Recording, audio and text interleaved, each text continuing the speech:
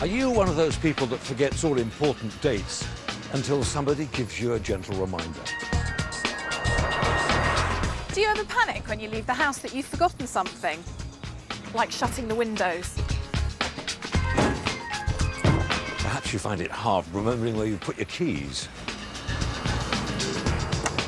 Or maybe you're one of those people who always forgets their PIN number.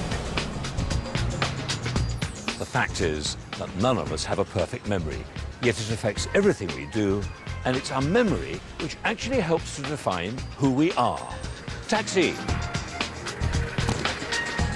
So this programme is about giving your memory a workout, understanding how we remember things both long and short term, and what we can all do to prevent those annoying memory lapses we all get from time to time.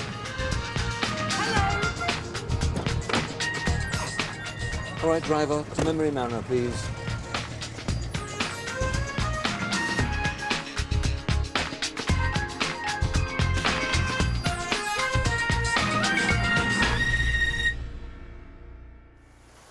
Welcome to How to Improve Your Memory.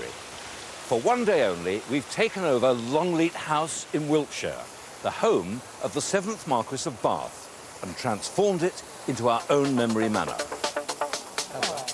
We've remodelled it into a purpose-built laboratory to explore how our brain works, what memory skills we're born with, and what parts of memory we can improve upon. And whether you're 9 or 90, we'll be revealing some useful tricks of the trade to make us all a little less forgetful. 10 out of 10. Right now, all over the manor, we're putting 100 volunteers through their paces with a series of tests and experiments to assess their memory strengths and weaknesses. They're not memory experts, they're just ordinary members of the public like you or I who have the occasional memory lapse. And we'll see just how much of a difference a good memory can make to their lives. Well done. And you'll be able to take part at home too.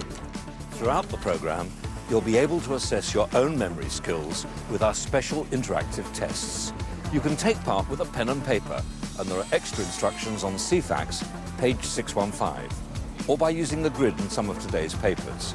Or, if you're a digital viewer, press red now and let your set-top box do the work. It won't cost you a penny, and you'll get personalised feedback directly relating to your answers. Remember, whenever you see this sign, it means reach for your pen or your remote as the question's about to come up. So if you haven't pressed red yet, now's the time to do it. And whilst you're testing your own grey matter, we'll also be following a handful of our volunteers back home to see just how their memory foibles affect them day to day. We'll be giving them memory strategies to help them and you forget less and remember more. We'll be meeting the singer who forgets his lyrics. We can't forget, we must forget all time. Right. The children's entertainer who finds getting to the party is no laughing matter. I have not got an idea of where we're going now. And the teacher who can't remember the names of his pupils. I really don't know who's gone. All that's still to come. For centuries, it was widely believed that memory was rooted in the heart. It seems bizarre, but it was only 500 years ago that it was generally recognised that it was a function of the brain. Our memory breaks down into 3 key processes: acquisition, storage, and retrieval. We take information in through our eyes, ears, or touch. Our brain then processes the information and places it in a store from where it's retrieved when it's needed. And it's a process we can actually monitor. An hour ago, we asked Rick Sharp to memorise a list of names and faces. Eric. Michelle. He's now being shown a series of faces and being asked if he recognises any of them, and if so, whether he can remember the name. Eric. At the same time, Dr. David Donaldson and his research assistant Graham Mackenzie have been monitoring his brain activity with an EEG or electroencephalogram machine. Rick's sitting in a Faraday cage to prevent outside electrical signals interfering with the readings. So here we can see the brain activity as it's being recorded from Rick's electrodes on his scalp, and it shows the change in voltage over time from the individual electrodes. But we can then go and look at the actual average data, and this shows the pattern of activity looking down onto the top of the head. So the nose would be at the top here, and this is the left and the right. And you can see the different pattern of activity for when Rick could remember just the face versus when he could remember the face and the name. And you can see the red area shows the activity related to remembering the face at the back of the head, and there's additional activity at the front when you could also remember the name. This shows really that memory is a very complex interaction between the different parts of the brain. Even now, scientists are still discovering how this system works. Now it's time to find out about your memory. So if you haven't pressed red yet, grab your remote and do it now. Excuse me, ladies. Or grab a pen to note your answers. Here in the Great Hall, our Memory Manor 100 are also gearing up for the first interactive challenge. They'll be using keypads to answer, and we'll be getting their results so you can see how you measure up to them. Our memory can only process information if we noticed it in the first place. Take a £1 coin. The chances are at least one has passed through your hands today. But just because we might see something every day doesn't necessarily mean we notice the finer detail if we're not primed to. So, here's your question. Which way does the Queen's head face on a £1 coin? Is it to the left or to the right? If you're playing along at home, grab your pen and paper and jot down question 1 for the pound coin test, followed by your answer, left or right. You've got until the timer in the bottom left-hand corner runs out to make your choice. There's a space provided in the pull-out newspaper grid, and you can also find the details on CFAX, page 615.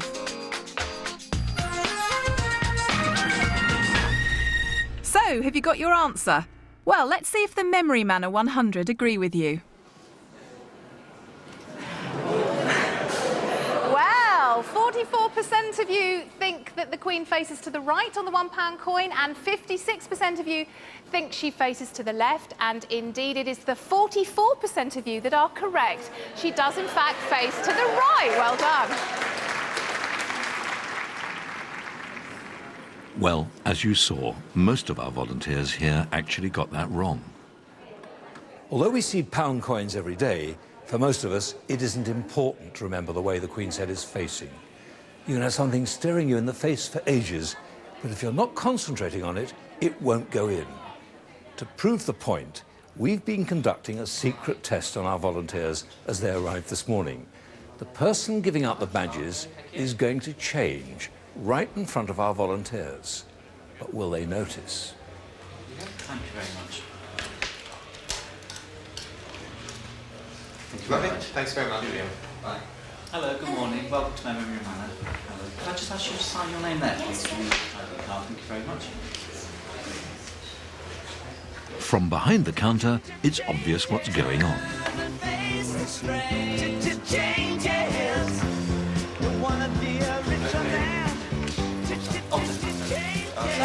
Thanks very much. Thank you. I just saw the one person.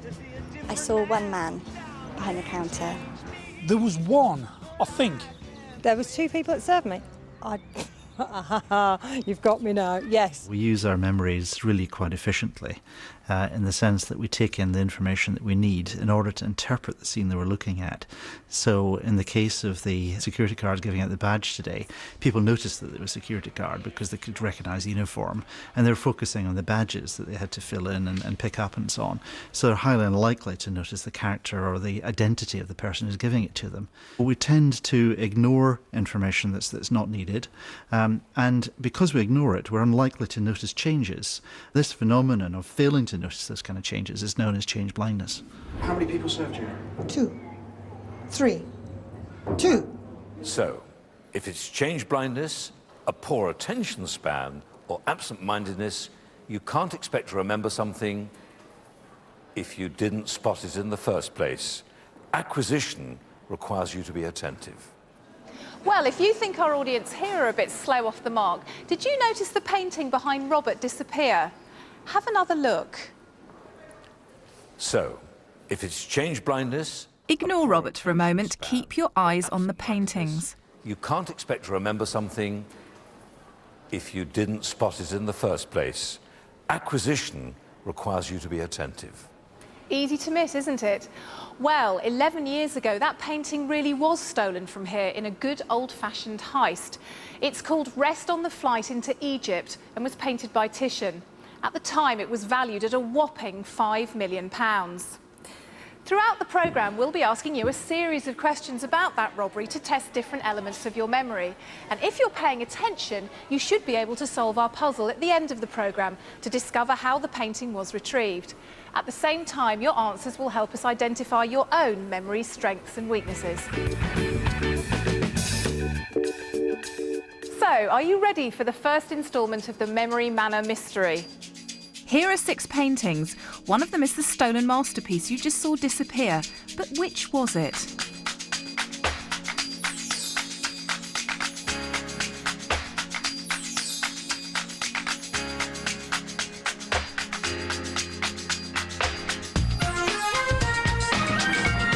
Well, let's have a look and see what the correct answer was.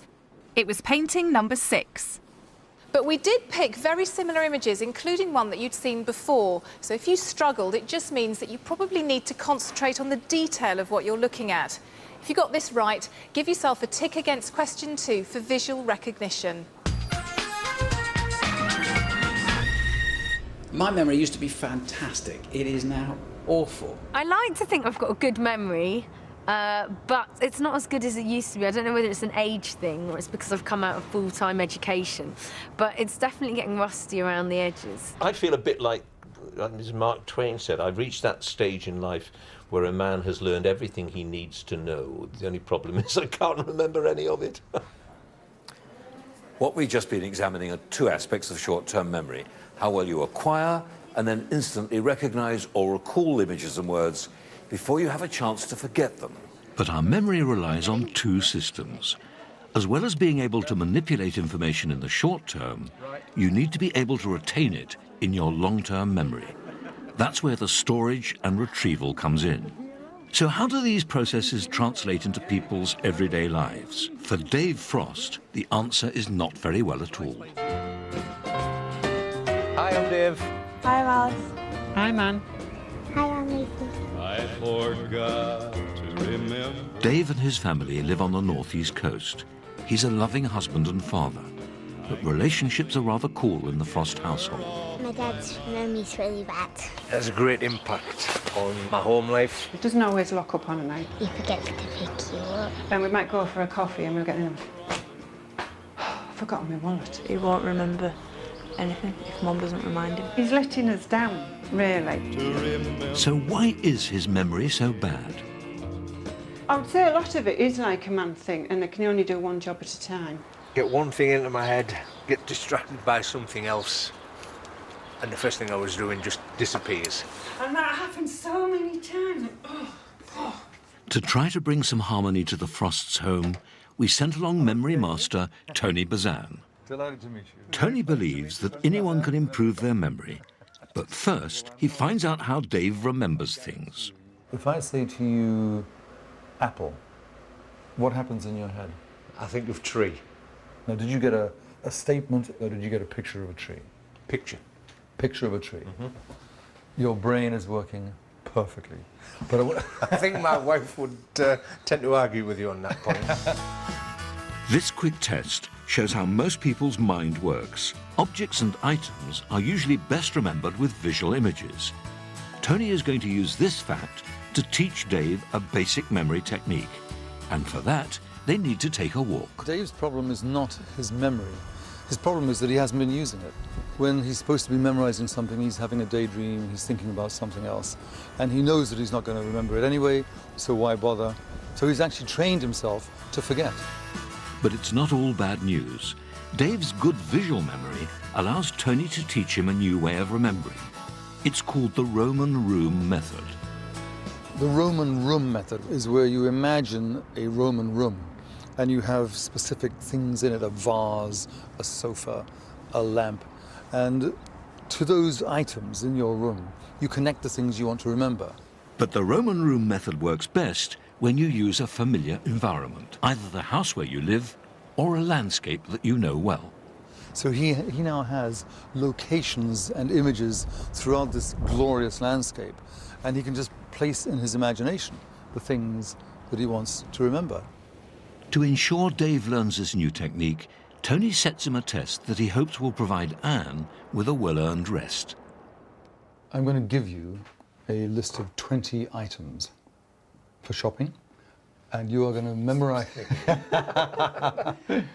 and you are going to memorize the list. You are going to buy the items you need, and you are going to cook a wonderful meal for the family. I had difficulty getting a sandwich. Over the next few days, Dave spends his time memorizing the shopping list. On the menu is the family's favourite, roast beef with all the trimmings. Dave needs to transfer the list from his short-term to his long-term memory. To do this, he is encoding it by visually linking each ingredient to landmarks in the order that they will appear on his usual coastal walk. The smokestacks just look like upended parsnips. Cooling towers look like big tins, and big tins of fruit from the trifle. I'm looking out to sea and see the ships in the harbour. Some of them coloured orange, some red, remind me of carrots. This way of storing the information will make it easier for Dave to retrieve it from his long-term memory in the correct order he needs to. So the day of reckoning arrives, and Dave heads to the supermarket armed only with his memory. The thing I can see now from the end of the pier is the big old house. And that's the main thing I can see. And the main thing of the meal is the beef, isn't it? We're looking down the coast and we can see the blast furnace at Redcar. The blast furnace is a really hot oven, and you need a really hot oven to do Yorkshire puddings. As Dave makes his imaginary walk along the coast, each item is ticked off the list. I really think he's gone and done it. What do you think of that? 20 items. Your dad's a memory genius. Dave's shopping has been a big success. All he has to do now is to cook the lunch. And as every good cook knows, the most difficult thing about a roast is getting everything on the table at the same time. And that means cooking things in the right order. The Roman room method also allows him to do this, as he retraces his steps on the pre-planned route. Dave seems to be progressing well. Hey, everybody all right? But distractions mean he struggles to keep his mind on the job. So I've had a memory empire on the headlands. Right. You can see the flare stacks, and you look at the flare stacks, and it reminded me of sort of like upturned parsnips, which should be in. And as lunchtime approaches, the potatoes aren't the only thing at boiling point. Look, I have time, Constable. Looking about, just stand and think. What else are we having? Hurry, Sue! Yes, hurry up! Where are you going now? On the way! Right, go on then. Bloody hell! 3 hours and 19 ingredients later, he's almost done it.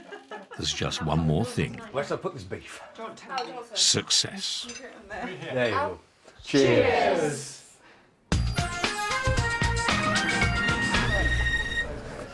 Our next test was first pioneered by J. Jacobs in 1887, and it's been used by memory experts ever since. It was designed to work out how much information we can hold in our short-term memory at any one time by getting people to remember number sequences of varying lengths.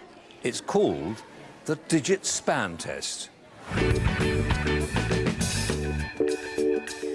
To test his subjects, J. Jacobs gradually increased the length of the digit sequence. But we're going to jump straight to a 7-digit number, which you need to remember. 8, 6, 0, 2, 9, 1, 7. Right, well, use your keypads to just put down the right number. And you can do the same thing with a pen or remote control at home. Choose your option from the list on the screen.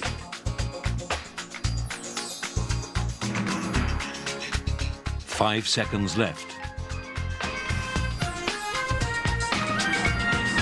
The correct answer was option 3, 8602917.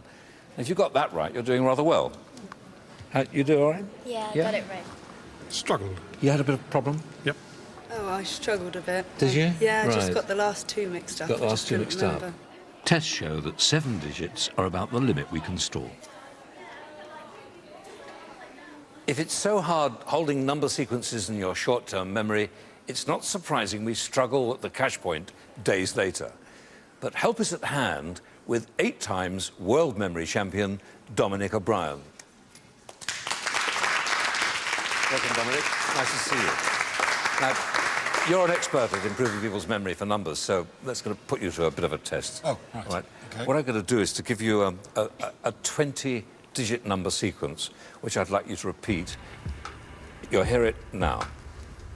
2, 0, 3, 4, 9, 7, 2, 1, 3, 5, 6, 7, 4, 8, 9, 1, 9, 3, 0, 7.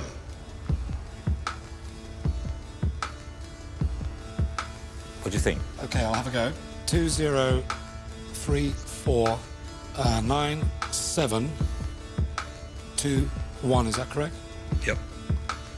3, 5, 6, 7, 4, 8, 9, 1, 9, 3, 0, 7. Well done.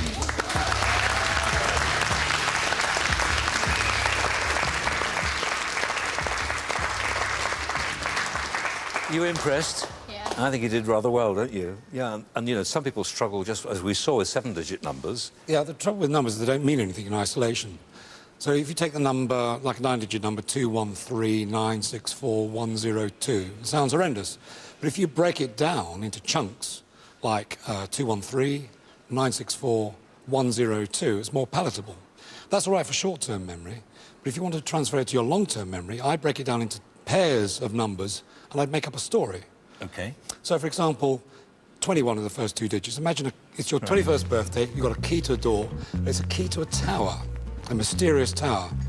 And as you go up the steps, you notice there are 39 steps. That's from the film, 39 Steps. You also, what comes into your head is a tune, When I'm 64, the Beatles. Think about that. When you get to the top of the tower, you see Tony Blair from number 10 Downing Street. Now, a swan, which has the number shape of 2, swoops down and carries them off into the clouds forever and ever. Now, you remember that story. Well, you've seen the expert at work and hopefully you've picked up a few tips. So now for the big one. Remember our missing painting? Well, we've selected a 9-digit number that directly relates to it. Ready? So here we go. 6, 1, 9, 5, 2, 3, 8, 0, 2. These are the options. Make your choice now.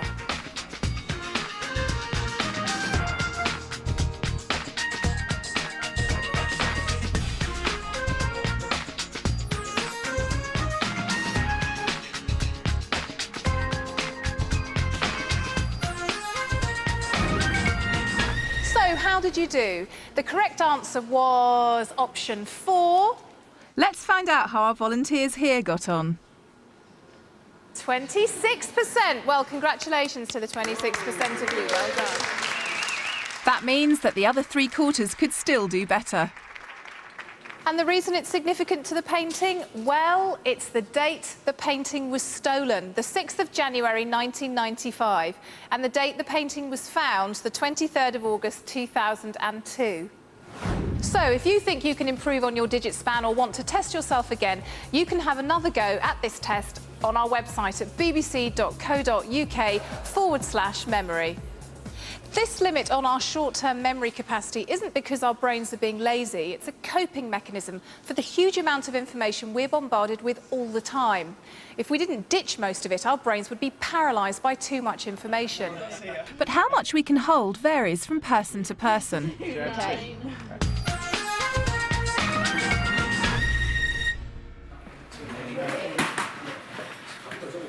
You're amazing. That's very good indeed. We've got volunteers of all ages here today, and in this room, Professor Sue Gathercole and Dr. Tracy Alloway have recruited a group of 7- and 8-year-olds to find out how many instructions they can hold in their short-term or working memory at one time. Right, Tom, are you ready? Listen carefully now. Pick up the giraffe and put it in the yellow box.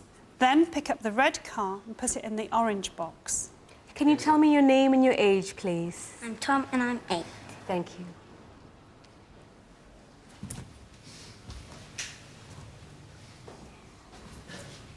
Good boy.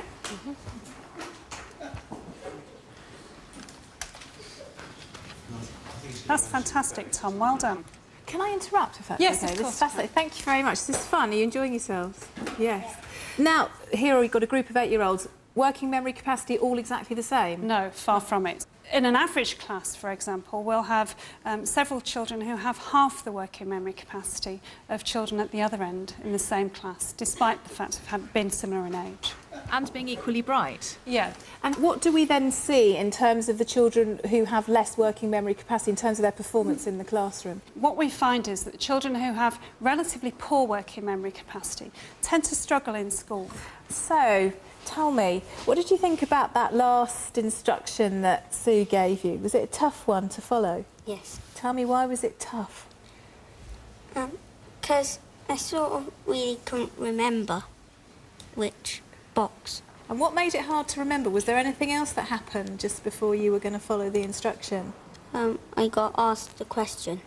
Somebody else asked you your name and your age, and that's the lovely Tracy. Why did you do that? We were just trying to illustrate how when you're distracted, when you're trying to remember a piece of information, it can make you lose that information altogether, causing an error. And that's a very common phenomenon in the classroom. You're trying to remember an instruction the teacher's given you, someone's called your name or asked you to do something, and then you forget what you're supposed to do, and you end up not being able to do that. Does that ever happen to you, Tom, when you're in the classroom? Yes. And then what does the teacher say? You should have done your jobs. Well, thank you very much for helping us today. Thank you all for coming. I think they've all got very good working memories. I think they have. They're fantastic. Now, our next volunteer is surrounded by youngsters every working day, but remembering their names is far from child's play. My name is... My name is... My name is... My name is Maz Salim. I live in Manchester and work in Lancashire. I've been working as a teacher for about 13 years now. Who can tell me the order of the planets? Not only is Maz the assistant head, he also teaches 12 science classes a week. Venus, Neptune and Pluto.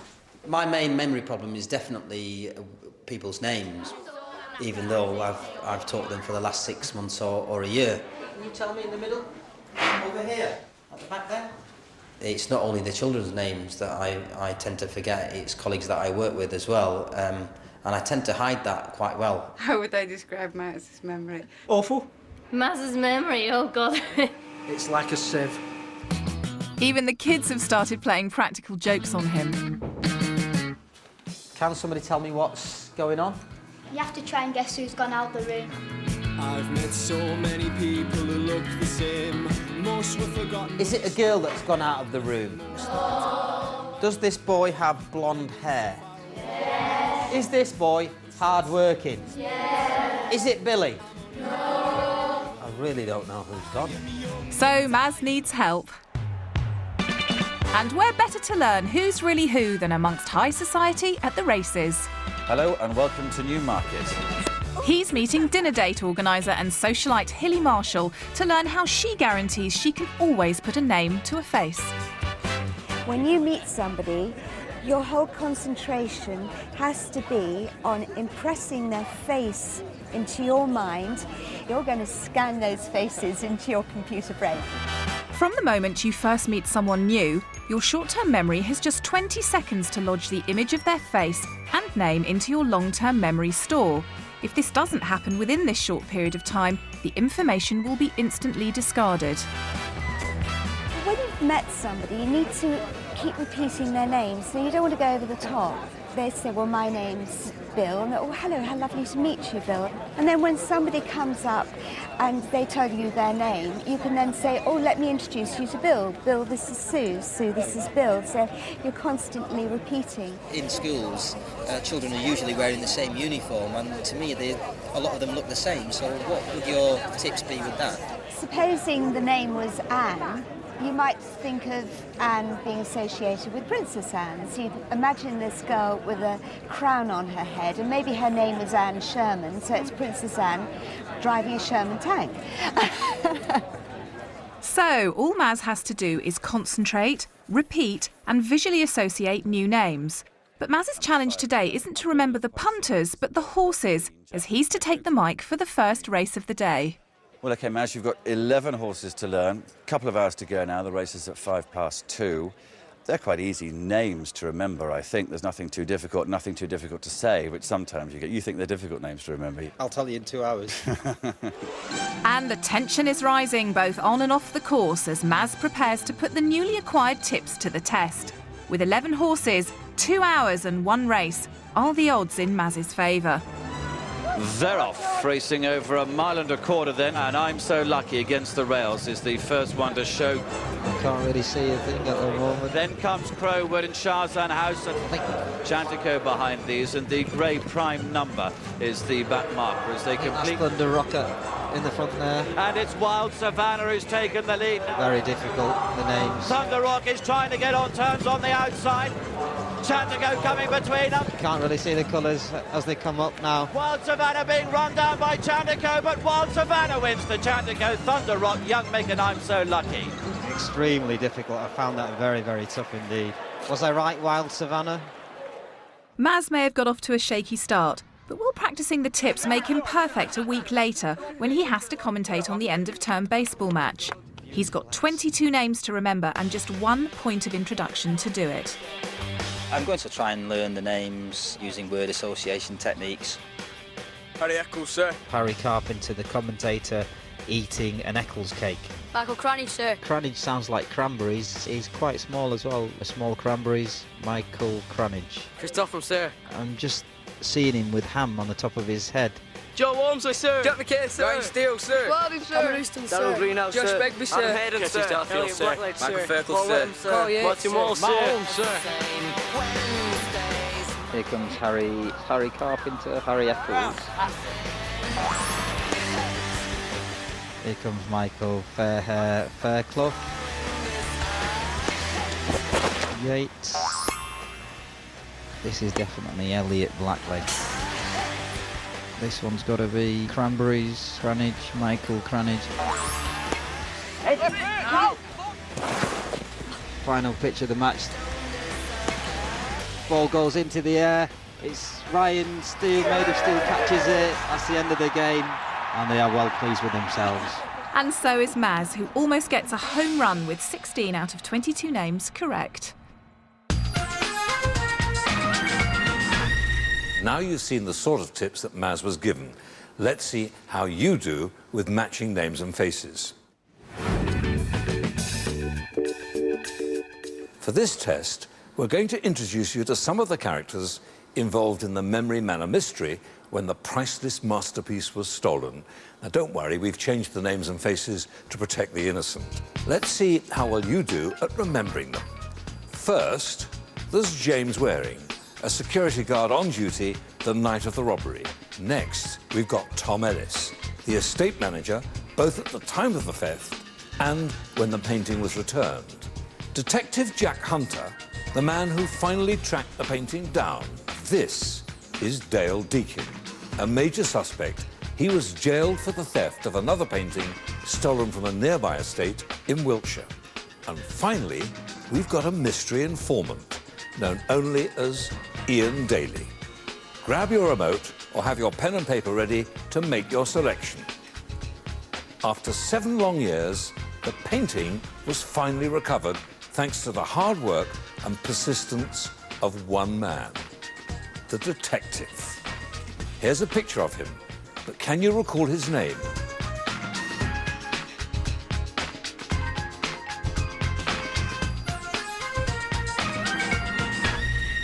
Well, did you get that?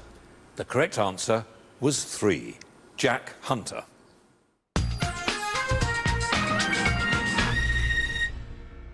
Coming up, speed dating at the Manor. Does attraction improve or impair your memory? I just have no idea.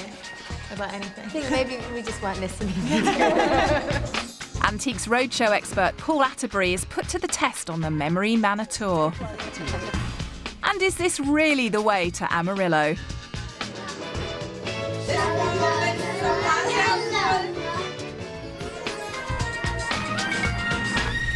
We don't just use our short and long-term memory to remember facts and faces.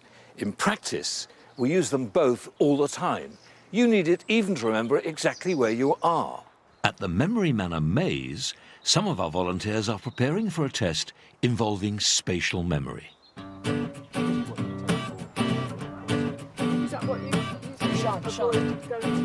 We've challenged 2 teams to memorise the same route to the centre of our maze, and Professor Robert Logie has devised a different approach for each team. Yeah, left under a bridge and left to climb to victory, and that's it. So, Robert, what's the plan? There are 2 teams, comprise 2 adults and 2 teenagers. So for one team, they've been shown a series of landmarks that they have to memorise and remember whether to turn right or left when they come to the line of the rhinoceros. So then right fork at that portcullis and second right at the You've got to remember these. And the other team has been shown a map of the maze, which they have to memorise and find their way to the centre using that. Oh. So let's take that straight up, bear left, bear right. Under a bridge. Bridge. And it's still staying right. And then it's left. Still staying right. Where does it lead And into the in town? both cases, they have to see which gets there first. Great. So, teams, it's time to go and test your memories. We know that people vary dramatically in the way they think and remember their way around the environment, particularly if they're learning a new environment, a new city, where they're going on holiday perhaps. Some people rely on a bird's eye view, like a map. Other people rely on lists of landmarks. But the red team are soon struggling with their mental map. The very first decision, and it's forgotten already. Yeah, this way, I think. Sure. Right, Yeah. okay. There we go. The blue team has a confident start, remembering which way to turn at each landmark.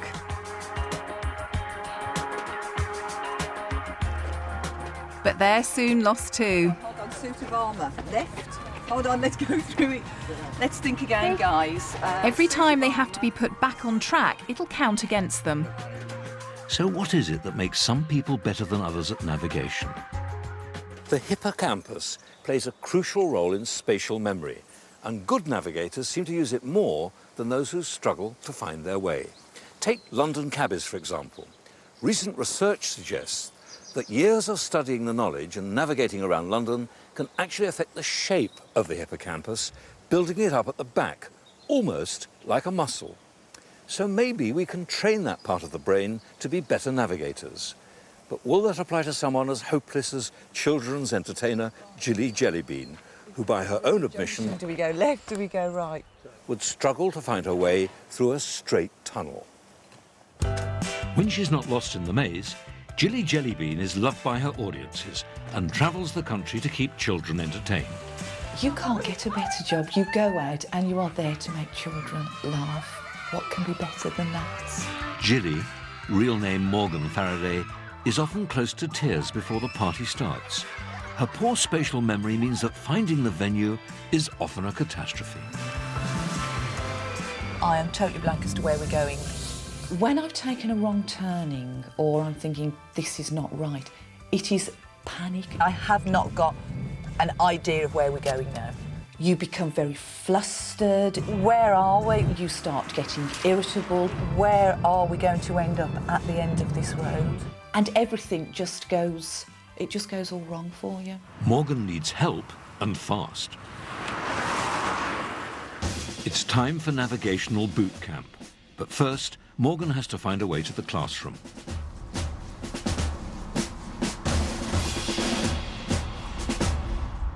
Warrant Officer Dave Rollins assesses the methods Morgan used to find the army base. Firstly, you kept spinning the map, you're turning the map around. And that's what we call orientating the map, and it's a key skill to good navigation, so that you always know the direction of the ground, and the ground must relate to the map. Dave asks Morgan to plan a route between two locations in her local area. He then teaches her a method which simplifies these directions. You said you'd go past sort of junction 2 until you got to junction 3B and then you turn up at junction 6. They're good examples of what we call an orienteering. We call those collecting features. They're the points that you can confirm where you are as you go along your route. So marking key points on your journey to look out for can ensure you know you're on the right track. The reverse journey. To see if this has worked, Dave puts Morgan into an unfamiliar environment. But will her new navigational tips help her? Yep, straight over. OK, we've gone wrong. She is heading back in completely the wrong direction. We went right, and I should have gone left. Morgan struggles to recognise the wood from the trees. So back on the streets, could the varied scenery of a bustling city actually turn out to be a help and not a hindrance to her navigation? London cabbie Pat Graves is on hand to show Morgan some tricks of the trade. When you drive, it's looking at places, you see. It's not just looking forward, focusing. It's looking around at where you are. So if you get lost and you come back and you go, oh, actually, I took a left here. I remember that building there. Pat uses landmarks to navigate her way around her mental map of the city. Morgan should use similar physical structures to keep her on the right route when driving. What I'd like to do is set you a little goal. I'll give you a route, and for you to learn that route, and I want you to take in places that you know, if it's shops that you'll remember, right, and use them as your focal points to get you through. Right? Yeah? Let's go for it. In just 7 days' time, Morgan will have to navigate a busload of tourists around London. The big day dawns, and it's all aboard. Let's go! OK then, driver, can I ask you to just drive straight along the road to Marble Arch?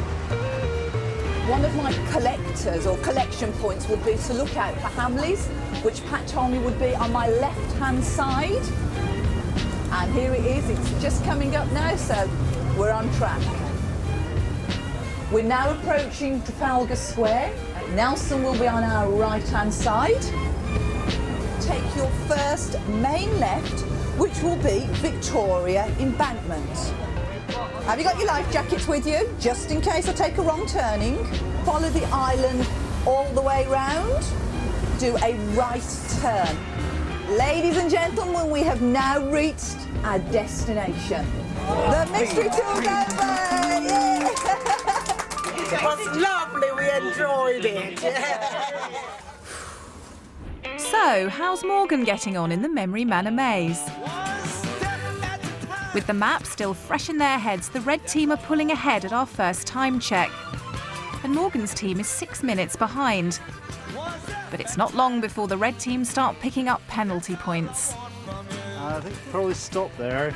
Afraid you've taken the wrong turn. Morgan's team are much more gung-ho following the landmarks. We go left of the camel, come on guys! But which team will make the fewest errors? Do you think it's this way? No, I think it's that way. We'll be back later to find out.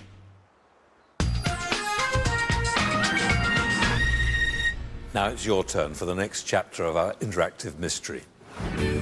How's your spatial memory?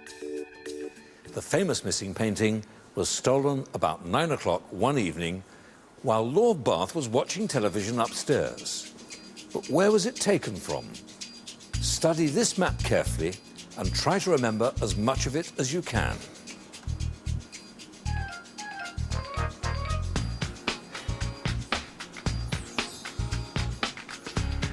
The painting was lifted from the state drawing room. But can you remember which room that is? Make a note of your answer now.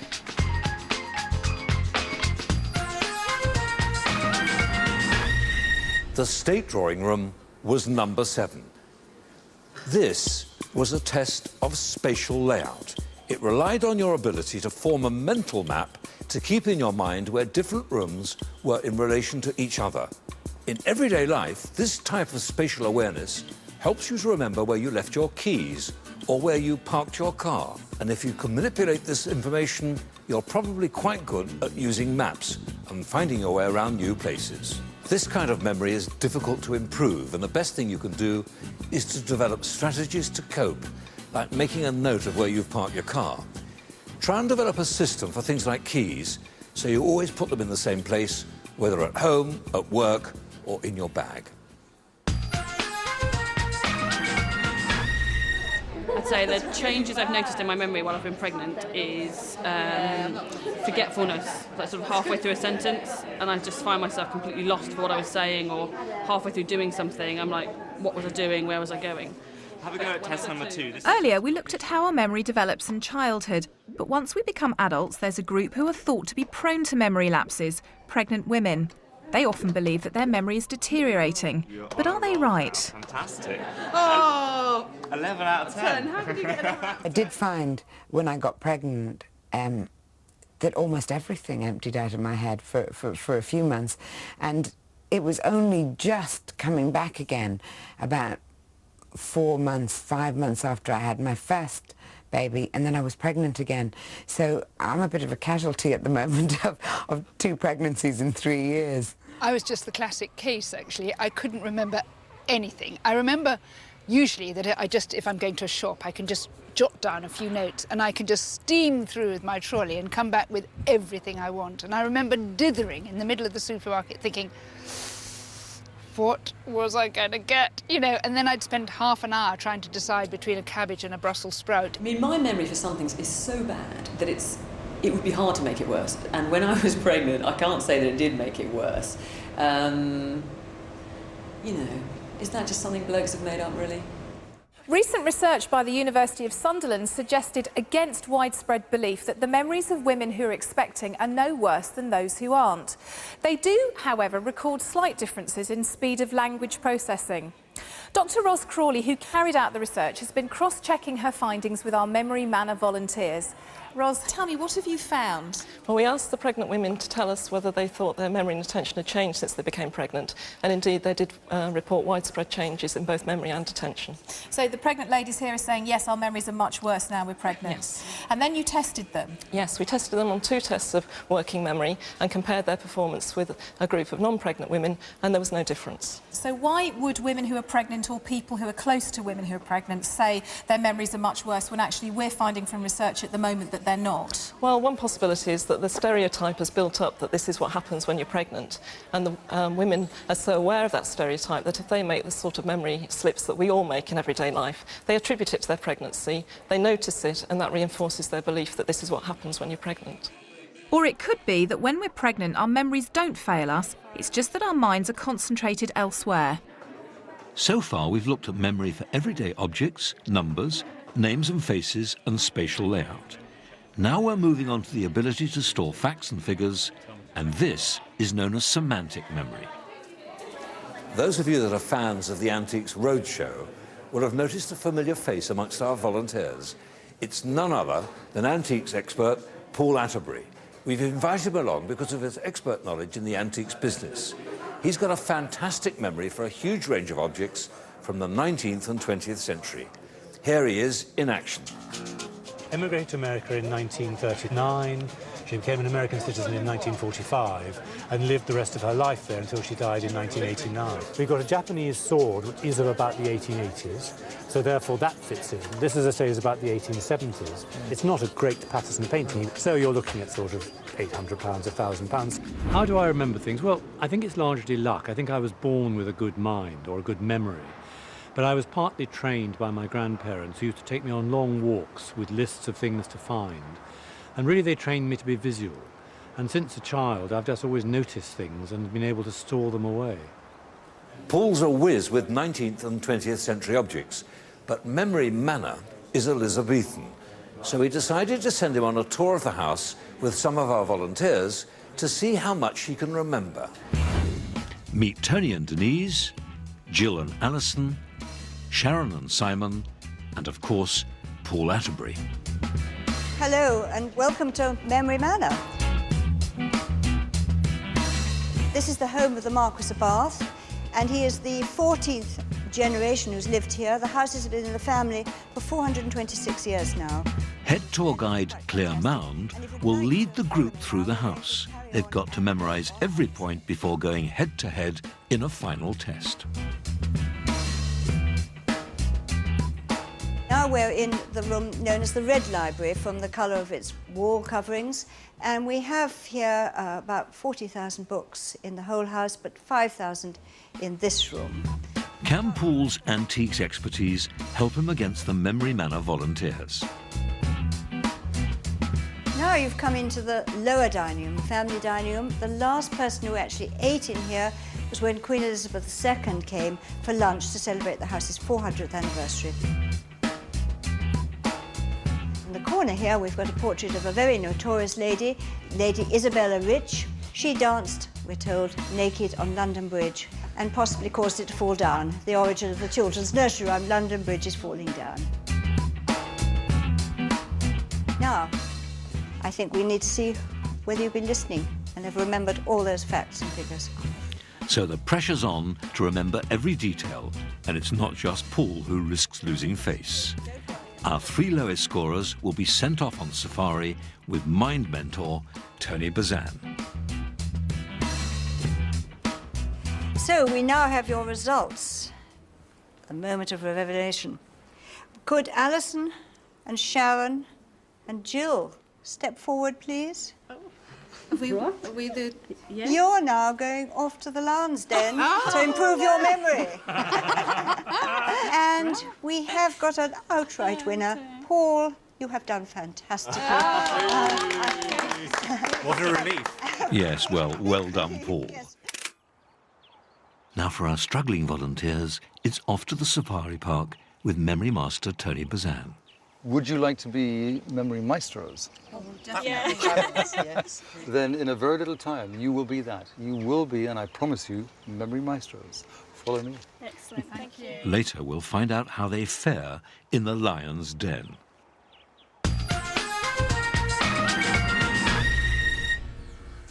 As we've seen, trying to remember everyday objects or items can be made much easier if you try and give the words meaning or construct a story around them. But trying to remember the exact words parrot fashion is much more difficult. So, if you're doing a presentation for work or a best man speech, or you're taking to the stage, learning whole phrases and sentences can be extremely daunting. One trick, though, is to find the natural rhythm of the words. When the day is dawning on a Texas Sunday morning.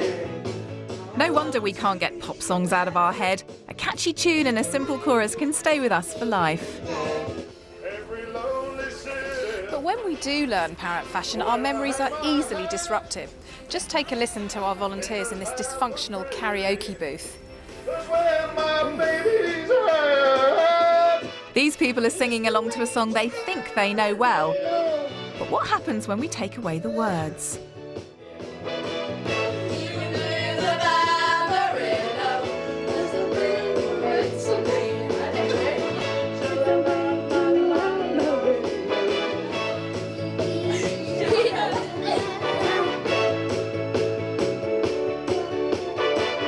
Anne-Marie who waits for me.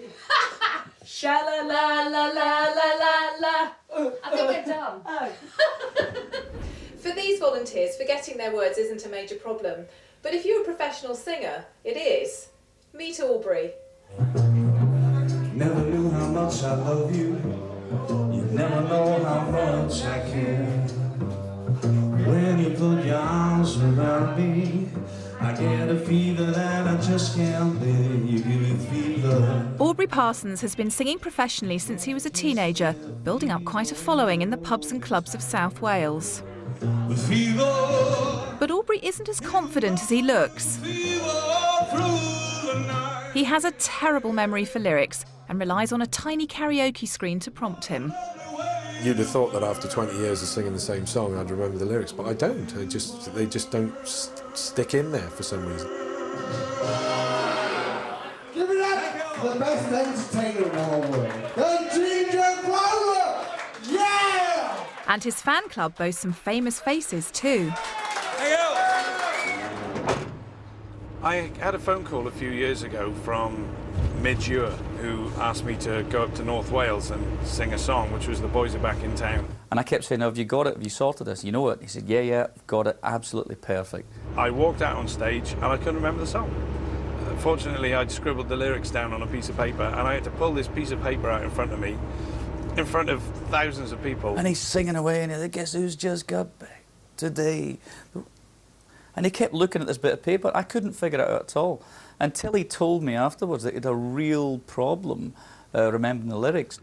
These are the days of... Aubrey's got a very good voice, so there's no reason in the world that Aubrey couldn't do it if he can overcome his memory problem. Wouldn't be so bad if I was making this up. But as a busy family man, Aubrey doesn't get much peace and quiet to learn new songs except when he's driving to gigs. So maybe that's the problem and not his memory after all. See you later. Okay, alligator. Professor Logie visits Aubrey with a technique to help him learn more efficiently. His challenge is to memorise a new song, Bui Doi, from the musical Miss Saigon. Like all survivors, I once thought. Like all survivors, I once thought. Okay, once more. Aubrey has to repeat back each line without ever seeing it written down. Like all survivors, I once thought, when I'm home, I won't give a damn. And he has to take breaks to prevent learning fatigue. Right, back to it then, is it? Mm-hmm. Okay. Yeah. Having someone to help him learn should be a more efficient way of making the words stick. And instead of being a distraction, Aubrey's family could turn out to be the secret to his success. Go on then. Okay, like all survivors, I once thought, when I'm home, I won't give a damn, but now I know I'm caught. Like all survivors, I once thought, when I'm home, I won't give a damn. But now I know I'm caught. But Aubrey's memory for lyrics will never improve if he's not passionate about them. Hi, how are you? And at Cardiff University School of Music, opera singer Camilla Roberts helps Aubrey learn about the emotional context. This character is giving a speech, and he's talking about, you know, we went in there into Vietnam and we helped to cause all this destruction. And Emotional experiences form some of our most vivid memories. So understanding the meaning of the lyrics can allow Aubrey to become passionate about them, ensuring they stick in his long-term memory. Try and convince me that it's my problem too. We'll try that once. Okay. Yeah? Yeah. They're called Bidoi, the dust of life, conceived in hell and born in strife. They are the living reminder of all the good we failed to do.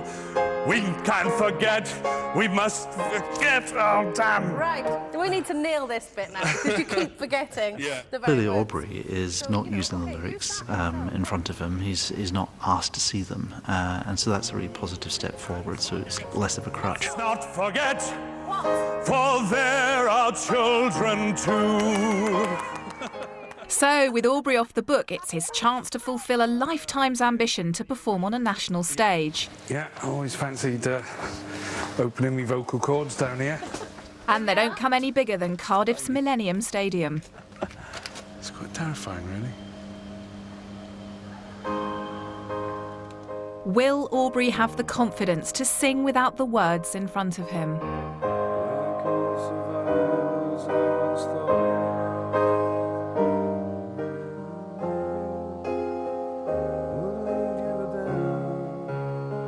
I can't believe this. It's just gone again. Nothing is sticking, nothing.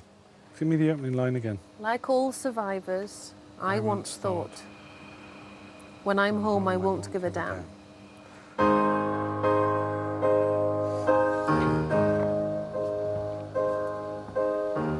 Like all survivors, I have thought. When I'm home?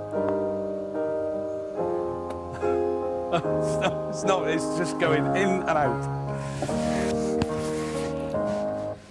Small amounts of stress can improve performance, but Aubrey is painfully aware that too much can seriously disrupt his memory. It's very, very disappointing for me because I'm here, you know, and it's just not happening. Once again, the big occasion has got the better of Aubrey, but later tonight we'll see if he has mastered his learning techniques as he takes centre stage at Memory Manor. Still to come, how we can all get top marks in exams. I don't know that one there, do I? I should know, but I don't. Will the safari tour of tips turn our memory misers into memory maestros? Get all your senses involved, feel it. And can Aubrey overcome his lack of recall for lyrics in time for the end of the show?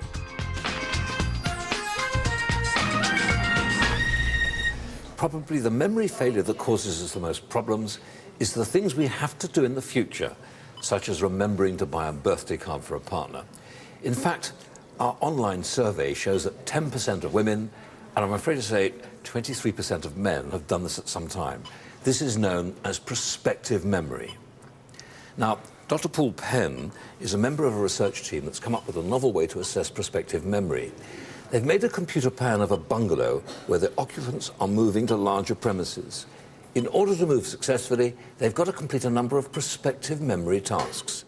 Things you need to remember in the future. They have to mark a glass as fragile, close the kitchen door to keep the cat in, and open the front door to let the builders in at 12:05, 12:10, and 12:15. So, Paul, the crunch question, how have the volunteers done? Well, they've done very well, but I think what's probably surprised them is how difficult this task is. You might envisage that just performing 3 activities within a 15-minute period was very easy and everyone would score maximum points. But actually, due to the fact that there are minimal cues in the environment to remind them, and that, you know, the tasks themselves are actually fairly mundane, it's actually fairly easy to not remember to do these things, partly because you're being distracted by the removal task. So it's not surprising we forget appointments and anniversaries in the distant future if we don't note them down.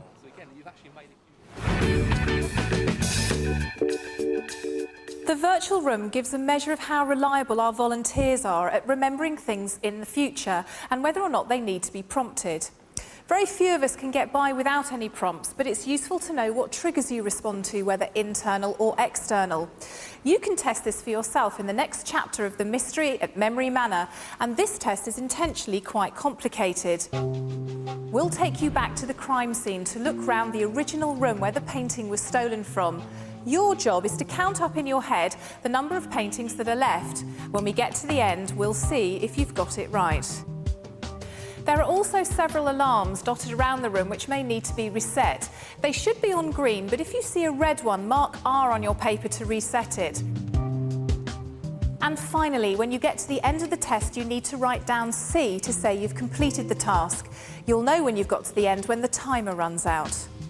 Now, it's up to you to remember this, so we won't be prompting you as you go along. Ready?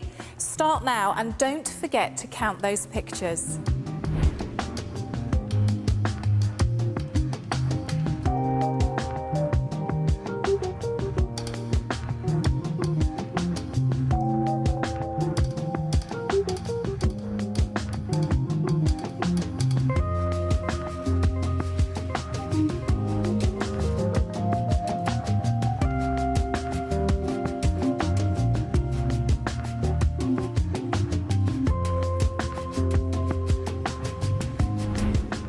So, how many paintings did you count?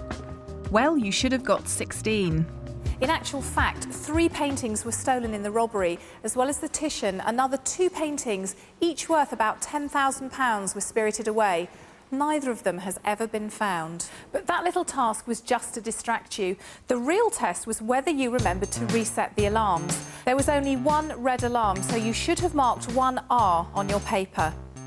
Seeing the alarm provided you with a visual trigger to remind you to reset it. If you did forget, it may have been because you were distracted by trying to count the paintings. And being distracted is a common reason why we forget to do things we mean to do in everyday life. And for the final section of the challenge, you should have marked a C on your notepad to complete the test. This was the hardest part of the task because it relied purely on your ability to remember things unprompted. So, if you counted all 16 pictures and have one R and the letter C in front of you, you can give yourself a tick for prospective memory.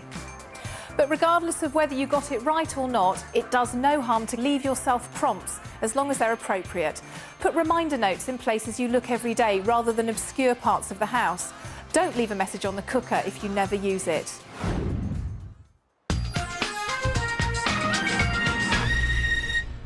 Meanwhile, hidden away in Memory Manor's orangery, there's a speed dating session with a difference. Well, I bet that you look good on the dance floor. These 18 to 30-year-olds are about to meet for the first time. They'll be hooked up to heart rate monitors as they help Dr. Alison Lenton find out, does desire sharpen our memory or does beauty blind us? I think I'm quite funny and bubbly. Very determined. Outgoing. I have an interesting personality. How many personal details will they remember from a 3-minute date? Talkative. Forgetful. Rude and inconsiderate. OK, everybody, off you go. Enthusiastic, you know, bubbly. Slightly indecisive. I reckon a baby lady in this one, so I'm serious. I'm highly demanding and I'm also a bit prissy. OK, time's up. Ladies, if you could stand up and move one chair to the left, please. As I can be a little bit indecisive. Very determined, I'd say, and very organised. Caring, fine, friendly. So, Alison, what are we trying to find out here? Well, we know that if people pay attention to something, they are more likely to remember it. Are we saying, therefore, that the more we fancy someone, the more we are likely to remember about them? That's one hypothesis, and another thought would be that actually attraction could be distracting. And that's what Alison's been trying to test with her research. In this experiment, the speed daters will rate their partners after each meeting, according to whether they find each other attractive. I liked him. He was my favourite so far, I think. Yeah, I'd definitely like to see her again. I wouldn't date that guy, unfortunately, but he's very nice. So, after meeting everyone, how much can our speed daters remember? And will they recall more or less about the people they fancied? Try to remember all of the 5 facts that you learned about each one of your dates. Some of them I just have no idea about anything. I think maybe we just weren't listening. We found something actually quite interesting. For those individuals on a date with someone who was rather attractive, he tended to remember not so much about that person. It seemed, in fact, that a lot of the information just flew out the window. But it was more than just distraction. Our speed daters only forgot unflattering information about the people they fancied, proving that love really does make us blind.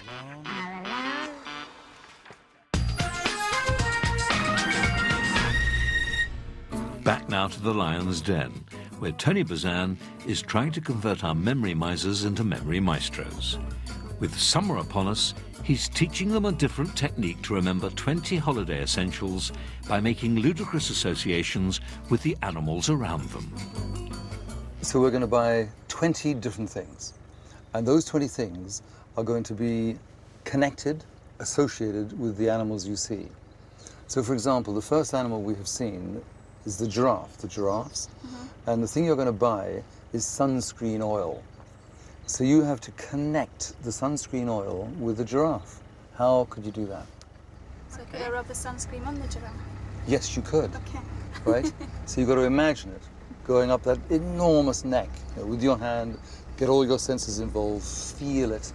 So when you think giraffe, when you're trying to remember, what is it that you got to buy? Sunscreen in the giraffe. Okay. Is that easy? Yeah. Yeah. The llama. You've got to buy a swimsuit. Oh, I can see a llama in a gorgeous Diamante bikini. For camel, we've got foreign currency. So you imagine the hump filled with money. The wolf pack here, you have to remember, is country maps. What about Wolfpack's country maps? To rhyme. Poetry. Yeah. Imagine all those monkeys, right? Wow. With their airline tickets. Yes. Late to get to the flight, and their tickets in their hands, kind of thing. It's like that, isn't it? Hey, babe, take a walk on the wild side. So linking mundane items to the bizarre helps make the memory stick. But it's not just a big game. Let's see how they do when put to the final test. Okay, ladies, this is the final test. So Sharon and Jill, if you could kindly put on your blindfolds and your earmuffs, and Alison, you are the first contestant. So if you'd like to come up and tell me what you can remember. Giraffe, suntan lotion. Perfect. Ostrich, insect repellent. Eland is sun hat. Correct. Flamingos, sunglasses. Llama was a swimsuit. Okay, we need a flight ticket, so that's the monkeys. A bucket and spade. Pack of wolves, country map. Foreign currency. Toothbrush. Beach towel. Digital camera. Luggage tag. Congratulations, perfect marks all around. Another Memory Manor success. As we've discovered, remembering objects, facts and faces is much easier if we can construct a story around them, or play with the natural rhythms of the words and numbers, or break them up into easier chunks. But what do you do when you're trying to remember words that you just don't understand? Since retirement, Angie has been keen to expand her knowledge of gardening, but she's having problems with the studying. Something's just not clicking, and Angie knows that she's going to have to get her hands dirty if she's going to pass her finals. It's a very therapeutic pastime because you can go out into the garden, the birds are singing and you can potter about, and it's very relaxing. Angie's hobby has been given a new lease of life. After 40 years as a teacher, she's back in the classroom studying for her Royal Horticultural Society exams. I'm enjoying it thoroughly. Well, we have to learn all the Latin names, we have to learn the science behind horticulture, transpiration, photosynthesis, all these things I'm going to have to revise for this exam. And at 63, Angie is worried that her memory will fail her during the exam. I know my recall isn't as good as it used to be. If you're feeling under pressure, go, panic, panic, panic. I know this, hang on a minute. Oh, I could kick myself. I've got this in my garden. I don't know that one there, do I? I should know, but I don't. It's eluded me. Now, look at this. To avoid being bottom of the class, she visits expert gardener Pippa Greenwood for some tips. You've got to start, I reckon, relating. So you look at your viburnums and you can see why they're all classified as viburnums. Yeah. Then you look at one you've never seen. It might even be a totally new variety, and you can at least say, I reckon that's a viburnum. Yes, because you've got certain features. Things to link it together, and I think that's one of the most important things. Grouping plants into categories is one tip, but how can Angie learn their Latin names? Big marshmallow as well, I would think, yeah. I'm a great believer in it's a school teacher's trick, actually. I think it's the flashcards. Now, I didn't get flashcards at school. So when you brush your teeth at night, stop gazing at yourself in the mirror, stick yourself a little prompt card there in front of you so that you can look at it and you think... Flashcards around her home will mean Angie is constantly exposed to the Latin names. This sort of repetition and rehearsal over time is an effective way to cement the information into your long-term memory, ensuring it will stick in the long run and not just for the exam. This flashcard strategy is really working. At least, I hope it is. But to really ensure she can understand nonsensical Latin, Angie goes to meet RHS curator Matthew Wilson at the annual Chelsea Flower Show. This is actually one called Retrodophyllum. Oh, Retrodophyllum. Yeah. So how do you think you would go about trying to get Retrodophyllum in your memory banks? Retrodophyllum. Well, Rita. Got a friend called Rita? Well, yes, I can think of a friend called Rita. Dophyllum. Delphinium's a bit like that, isn't it? So Rita's Delphiniums, Rita Delphinium. Perfect. There you go. There we are, a little bit of Right, yeah, exactly. Viburnum, Rita's Delphiniums, and it suddenly becomes Retrodophyllum. Fantastic. So Angie needs to associate the Latin name with a similar sounding English name. We also caught up with some familiar faces for their top tips. The scary thing is now that for me remembering plant names is easier than remembering people's names. Certain plant names mean something, so if it is something vulgaris, it means vulgar, means common. So like Primula vulgaris is your common Primula. Some of I used to learn in song. I remember singing Ladonna e Mobile, but with plant names. And sort of Parthenosis astracospidata, Thuja plicata, and adding names on like that, and I could see the plants come in. It sounds pathetic, but it's better than seeing other things in the bath. Back home, Angie uses her new memory strategies as she continues with her studies.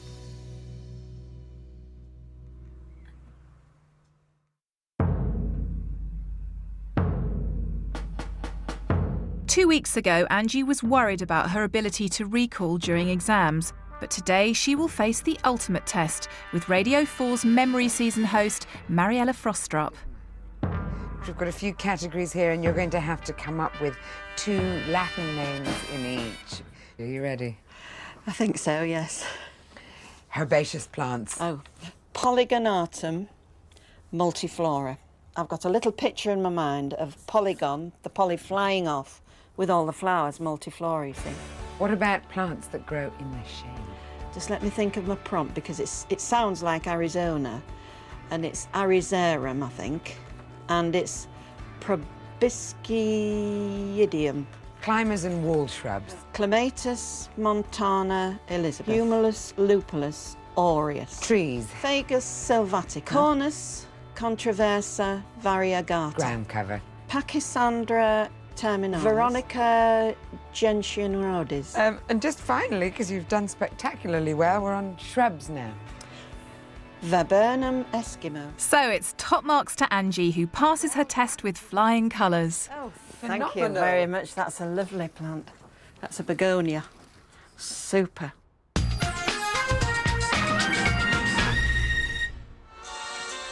According to studies in the United States, memory loss in later life is the second biggest health scare after cancer. And the bad news is, it is true that your memory does tend to deteriorate as you reach your late 60s and early 70s. But the good news is, you can do something about it.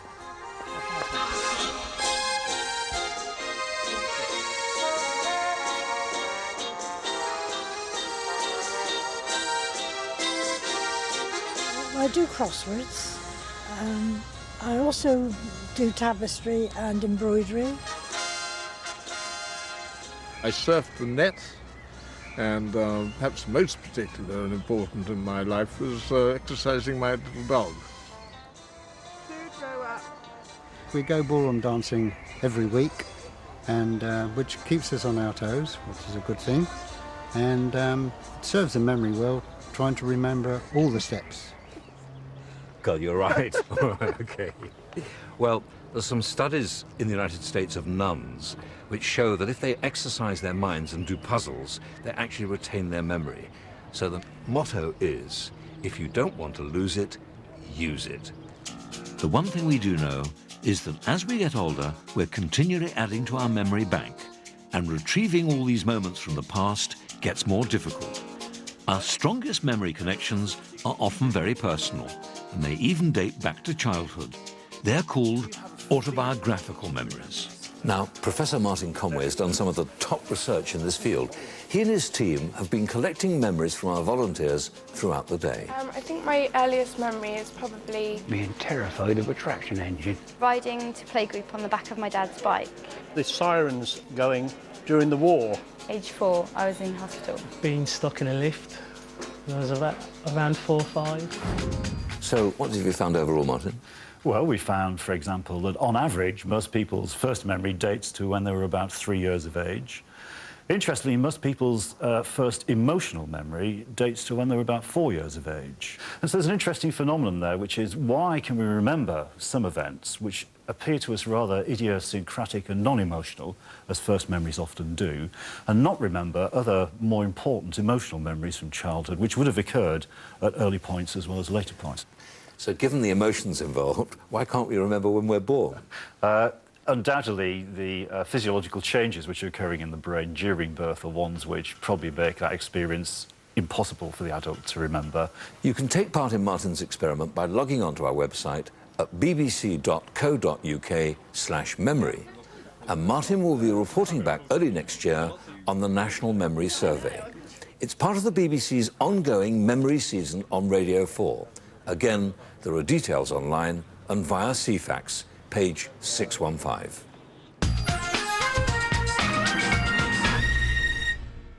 Throughout the programme, we've heard a number of tips from experts to help us improve our memory. Now let's hear from some well-known amateurs. Speech making is actually the easiest of the lot. I do it with mnemonics.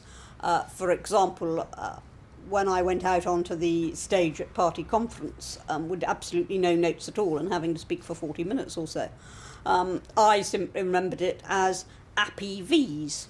A for asylum and P for prisoners and P for police and Y for youth and V for victims, happy Vs. In rehearsal, the repetition is the thing that gets the lines in. You're repeating them time and time again, and then you're re-rehearsing the scene and running it and running it and running it, and that helps commit it to memory. During the course of the programme, we've used the story of Memory Manor's heist to test different elements of your memory. So far, you've found out how the painting was stolen, and you know how long it was missing for. But how was it finally retrieved? Well, it's time to find out, but we're not going to tell you. We've devised a final memory challenge which will give you the chance to solve the mystery yourself. Firstly, we'll show you 5 short statements about the crime. If you'd followed the story of the heist, you should be able to spot which ones you know to be true or false. Make a note by jotting down T or F for each one. You also need to remember the last word of each sentence. Don't be tempted to write these down, but we'll tell you what to do with them in just a minute. Let's get started. Statement 1.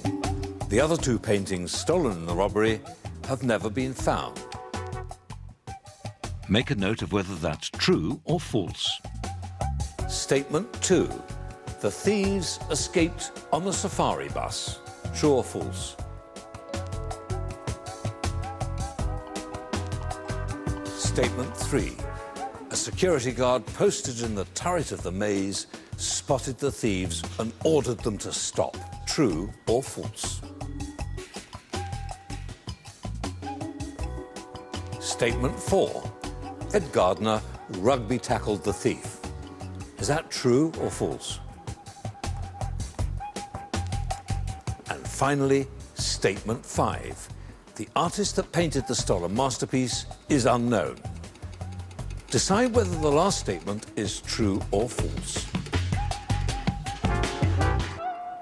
You've now completed the first part of the test, and in fact, only the first answer was true. But your real task is to remember the concluding words of each statement. Have a look at this selection of words. Can you identify the final word from statement 1? Jot down the correct word.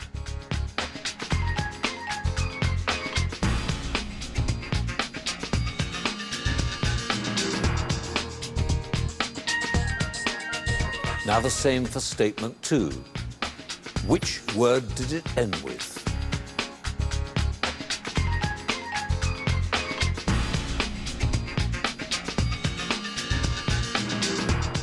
On to statement 3. Write down the correct word.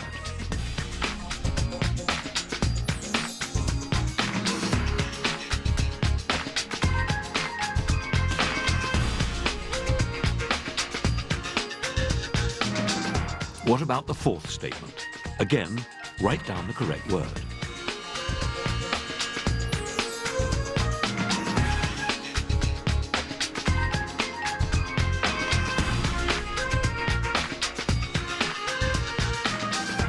And which word did the final statement end with?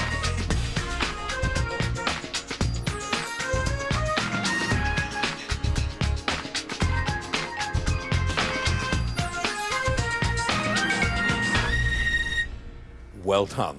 You've completed the test and should be able to solve the mystery if you selected the correct options.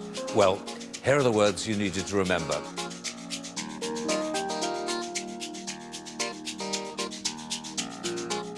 Most people are able to remember about 3 words, and once it gets above that, they start to struggle. And here's how the 5 words helped you solve the mystery. Having been missing for 7 years, the painting was eventually found in West London. After constant publicity, an informant came forward. He directed the estate manager to drive to a bus stop, and there, in a plastic bag, was the painting.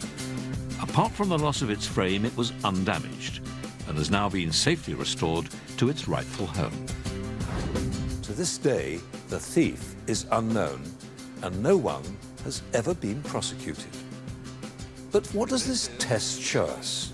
In the true-false round, you had to think, and that meant using processing power.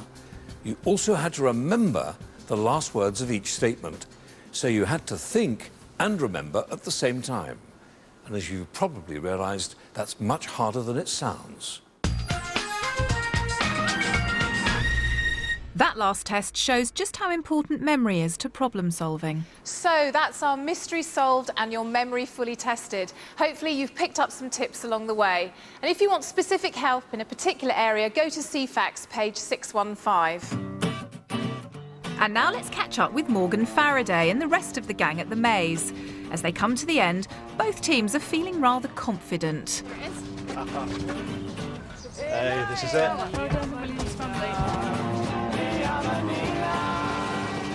So Robert, how did everyone do? Well, it turned out that both teams took about the same amount of time to get to the centre, but the landmark team asked for fewer hints. So they made fewer errors, and it's kind of as I expected, that memorising a series of landmarks is actually much easier than memorising an app. So Morgan, how's this victory for you? Because you've had some problems with spatial memory functioning in the past. This has been an amazing tip of how to sort things out, and I've had a wonderful time. And our other volunteers? Dave Frost's prospective memory appears to be much improved. There you go. He's even remembered his wife's birthday. Maz, the school teacher, is getting top marks on many of our tests. And Angie is no longer floored by those Latin plant names. All that remains is our last volunteer. Earlier, we saw Aubrey here struggling to remember the lyrics to his songs. Of all the good we failed to do, we can't forget, we must forget all time. Right. That was 2 weeks ago, but tonight he's hoping to turn all his hard work into a flawless performance in front of our Memory Manor volunteers. Earlier this morning, I caught up with him. It's all about believing you can do it, and I think what's happened to you, Aubrey, over the years is because you have had this piece of paper in front of you, you've built up this belief that it is impossible for you to perform without a prop. But I think you're going to do it. I think so too. I do now. You know, it ain't over till the fat man sings. So off you go. Thanks. Good luck, Aubrey. And while Aubrey gets ready for his grand finale, it's time for us to say goodbye. We've had a wonderful day here. Thanks to all our experts and volunteers for taking part, and to the Marquis of Bath for letting us transform his home.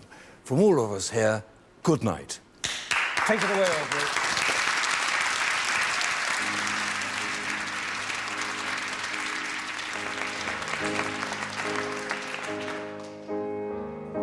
Like all survivors, I once thought, when I'm home I won't give a damn. But now I know I'm caught, I'll never leave Vietnam. War isn't over when it ends. Some pictures never leave your mind. They are the faces of the children, the ones we left behind. They're cold, we toy, the dust of life, conceived in hell and born in strife. They are the living reminders of all the good we failed to do. We can't forget, must not forget, that they are all our children too. These are souls in need, they need us to give. Someone has to pay for their chance to live. Cold Brito. Word perfect, a tremendous achievement. If you want to find out more about any of the subjects mentioned tonight or test yourself again, then don't forget our web address, bbc.co.uk/memory. There you can take part in a scientific memory study conducted by Edinburgh University and join the Radio 4 search for the UK's best autobiographical memories. Our children